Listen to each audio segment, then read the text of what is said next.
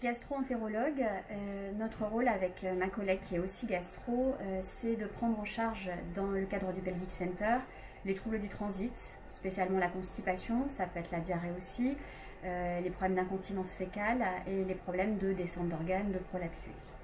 On fait pour cela le point sur les examens qui ont déjà été faits, on peut programmer des bilans d'endoscopie, surtout la coloscopie, parfois des écho-endoscopies, mais l'examen clé de nos examens, c'est la manométrie anorectale, et ma collègue va vous en parler tout à l'heure.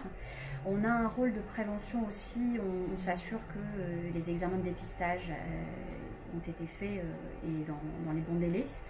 Et on agit aussi un petit peu en amont, même s'il n'y a pas de troubles du transit, on est là pour les rechercher et ça aide la prise en charge des autres troubles non digestifs. Donc pour vous expliquer la réalisation d'une manométrie anorectale, qui est un examen qui peut être parfois redouté par certains patients et patientes, c'est un examen qui est réalisé sur une dizaine de minutes. Il n'y a pas d'anesthésie générale, mais c'est un examen qui n'est pas douloureux.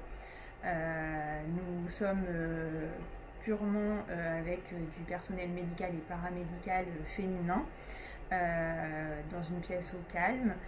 L'examen est réalisé après un examen clinique et nous mettons en place en fait une sonde dans le canal anal et dans le rectum. La sonde est composée de capteurs de pression qui va donc nous permettre de mesurer l'intensité des contractions et du relâchement des sphincters de l'anus. Cet examen nous permet également, à l'aide d'un ballonnet, d'évaluer la compliance rectale et donc de simuler l'envie d'aller à la selle.